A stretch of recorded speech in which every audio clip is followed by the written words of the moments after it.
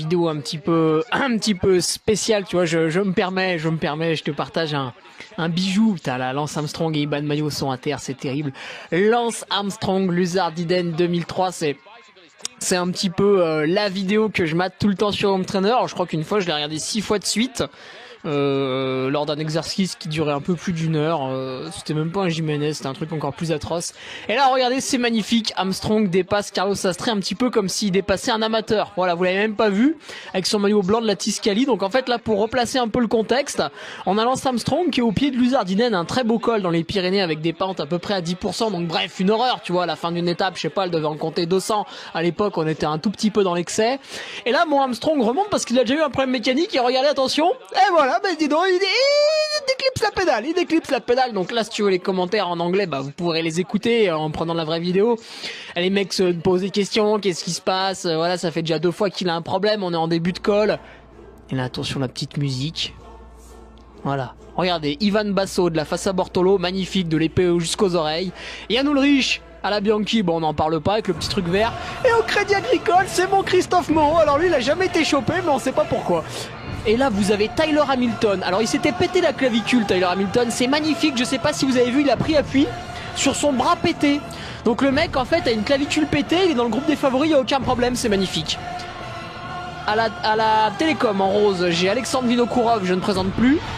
En orange, nous avons Zubeldia, et regardez ça, c'est Iban Mayo, c'est son équipier. Parce qu'en fait, à l'époque, quand on avait un équipier, on s'en battait totalement les couilles. On était leader, on y allait, tu vois. Regarde Mayo, regarde comme il relance. Et derrière, t'as Ulrich, à genoux, en train de tailler une pipe à Lance Armstrong, parce que Yann Ulrich, bah voilà, il met le train, parce que voilà, il faut que le patron revienne. Armstrong et le patron, il y a un respect. Il y a un respect parce qu'on sait pas ce qui peut se passer si on l'énerve, tu vois.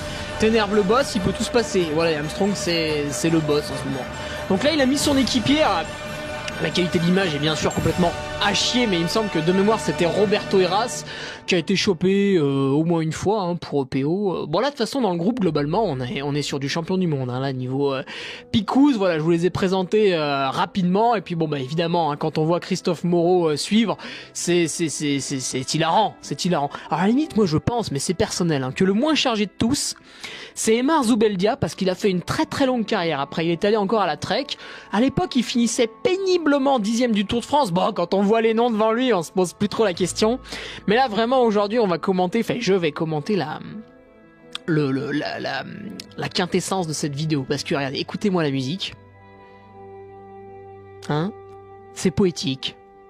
C'est poétique. L'auteur vraiment a choisi quelque chose de qualité pour nous faire vivre cette ascension. Alors là il y a une échappée. Il y a une échappée devant, attention, ça c'est un point important pour tout à l'heure.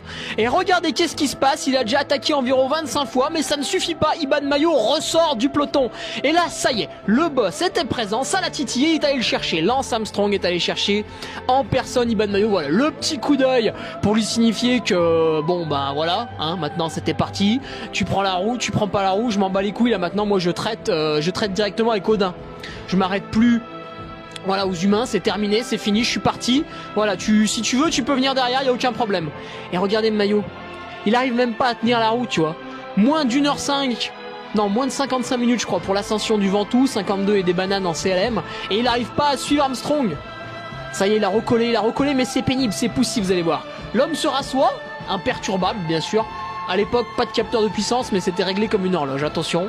Voilà, on se remet un petit peu en danseuse, là on doit être sur un petit 500 watts. Et qui c'est qui a sauté derrière? Bah c'est Iban Mayo. Voilà, ça y est, y'a plus personne. Lance Armstrong tout seul. Parce qu'en fait il a le maillot jaune.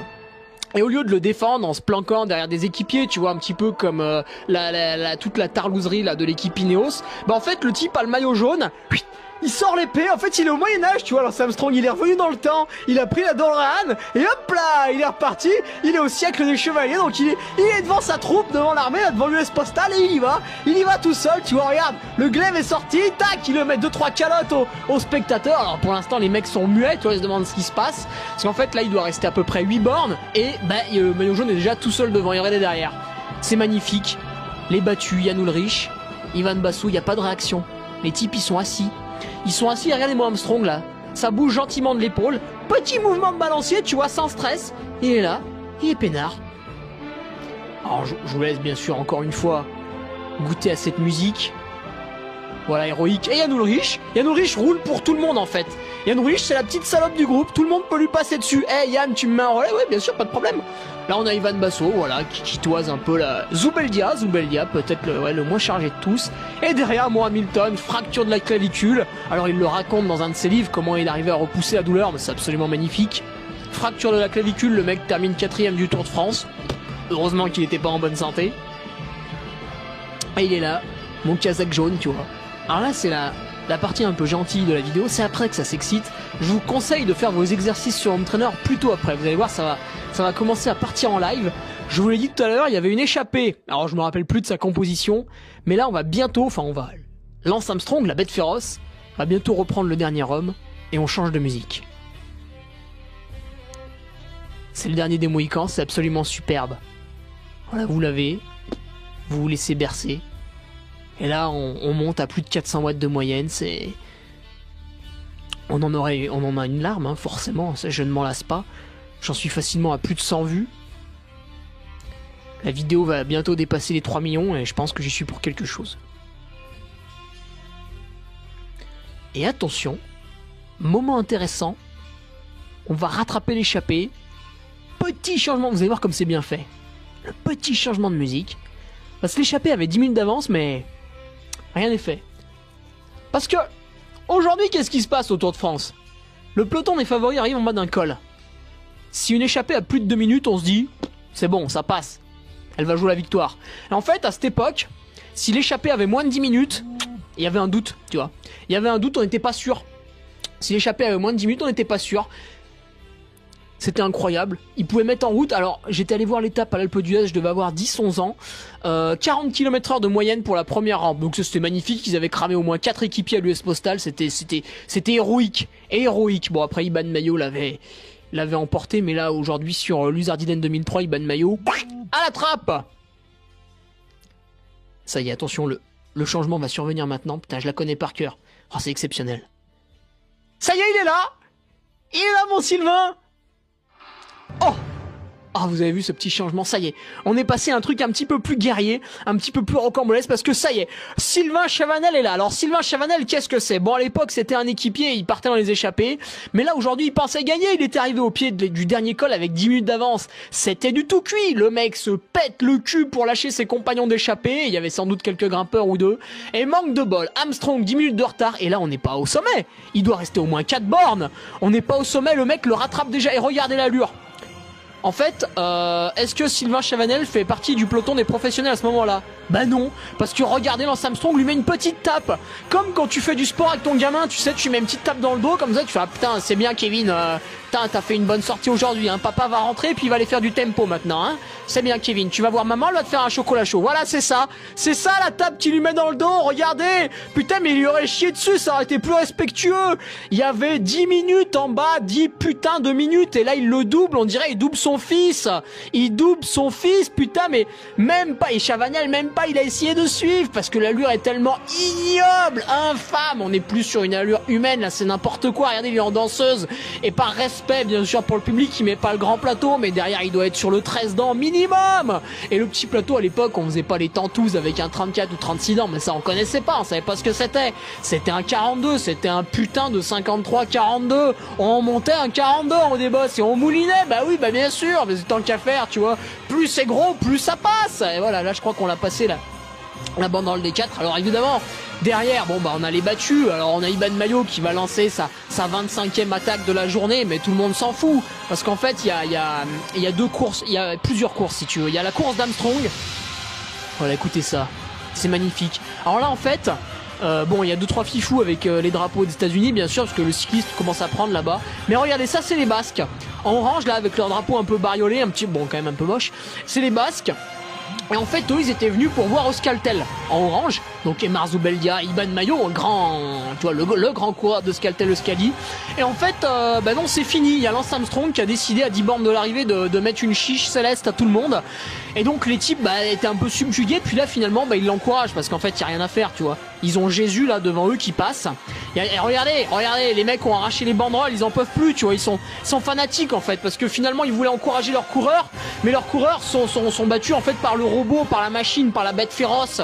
Il y avait rien à faire, si tu veux. T'as déjà essayé de mettre un caniche face à un grizzly qui est affamé depuis 3 mois. Bon bah le caniche il y a environ 30 secondes d'espérance de vie, tu vois, le temps que le grizzly mette un petit coup de patte et qu'il le dépèse gentiment, parce que quand même il se respecte. Bah là c'est un petit peu pareil en fait. Il y avait le groupe des favoris, puis d'un coup Armstrong a fait ouais c'est bon, vous me saoulez quoi. Donc si tu veux il est parti tout seul. Et là en fait il est en communication directe avec le Seigneur. Voilà, il a pas d'oreillette bien sûr, parce que qu'est-ce que tu veux que son directeur sportif lui dise? Tu vois, même lui il se rend pas compte. Il est choqué quoi, il est choqué, il se dit putain bah écoute, moi je suis dans la bagnole, là je vais faire un Joe Carey, parce qu'apparemment il a pas besoin de moi. Donc bon écoute, tranquille. Là regardez les Basques, ils l'encouragent, ils sont fanatiques. Ils ont jamais vu ça, le type il tourne les jambes à 100 tours minute. On nous fait chier avec Froome qui fait des accélérations. Mais Froome c'est peanuts à côté de ça. Froome dans l'Alpe d'Huez c'est 40 minutes. Pantani c'était 37. Qu'est-ce que c'est Froome il arrive, Pantani il est douché. On s'en bat les couilles. Là on est en 2003, tu vois, Pantani, je sais plus en quelle année il est décédé. Mais bref, en 99, il y avait encore Armstrong-Pantani. Donc Armstrong, il y avait un adversaire en 99. Bon là c'est fini, là il y a personne. Tu vois, il y a plus Pantani, il y a plus personne. Derrière, on avait Ulrich, tu vois, tout le monde se branlait sur Ulrich, le champion allemand. Bon bah le champion allemand, tu vois, à part tirer des bouts droits pour les autres favoris, il sert plus à rien. Là, ils mettent pas l'écart en fait, ils mettent pas l'écart parce qu'on s'en fout. Tu vois, il y a pas besoin. Il y a pas besoin en fait. Il est là, le premier est là. Et qu'est-ce que tu peux faire, tu vois, à part lui faire une manucure? Bah pas grand-chose. Pas grand chose. Là évidemment on a mis des barrières. C'est la fin. Il est dans le dernier kilomètre, peut-être les 2 dernières bornes, je sais plus. Peut-être non, le dernier kilomètre. Et est-ce qu'il se relâche? Tu vois, est-ce qu'il relâche son effort? Bah non, il s'en fout. En fait, il fait pas la course contre les autres, là, il fait la course contre lui-même. Si tu veux, il est en train de faire un exo au seuil, là, Lance Armstrong, tu vois. Il sait même plus qu'il est dans le Tour de France parce que il pensait qu'il allait venir au Tour de France, la plus grande course cycliste du monde. Normalement, t'es censé avoir un adversaire ou deux, puis bah, non, en fait, il est tout seul. Il est tout seul au sommet, et c'est parti. Donc là, on est dans le dernier kilomètre. Alors, cette année, on a eu un Américain là, qui a gagné sur les pentes à la Vuelta. Il tapait dans les mains, il était content, machin et tout. Là, regarde. Est-ce qu'Armstrong communie avec le public? Mais non, il s'en bat les couilles. Parce qu'en fait, à aucun moment, il s'est dit, tiens, on va me battre. Ça lui est même pas venu à l'idée, en fait. Tout ce qui l'intéresse, c'est le com Strava à ce moment-là. Strava n'existait pas, mais c'est le com Strava qui l'intéresse. Tu vois, là, il chasse la seconde. Il chasse la putain de seconde et rien à foutre du public, de la ferveur, du bonheur, il s'en fout, tu vois. Est-ce qu'il va sourire? Il sourit même pas. Est-ce qu'il va fermer son maillot pour passer la ligne pour son sponsor? Mais non, il s'en fout, tu vois. Son sponsor, il est à genoux devant lui, ou alors il est pas là, c'est tout. Là, il va passer la ligne, il va pencher la tête en avant, tu vois. Peut-être qu'il y a moyen de gagner 1 seconde, en fait. Toi, t'es là, tu veux célébrer ça avec tes proches. Lui, il a le maillot ouvert. Bon, il y a la croix de Jésus quand même, parce que on vient du Texas, hein, on est croyant, le dimanche, on va à la messe. Mais à part ça, il n'y a rien qui bouge. Les lunettes, elles sont posées sur le front, il n'y a pas une boucle d'oreille de pédale, il n'y a rien du tout. Tu vois, les cheveux, ils sont rasés, propres, nets, c'est cadré. Le maillot, il est un petit peu ouvert parce qu'il fallait ventiler. Tu vois, un réacteur nucléaire, on l'arrose un petit peu pour... Et voilà, ça y est, il a passé la ligne, le mec était sur un 100 mètres. Et regardez le soigneur, c'est très important. Le soigneur ne vient pas le voir tout de suite. Il attend.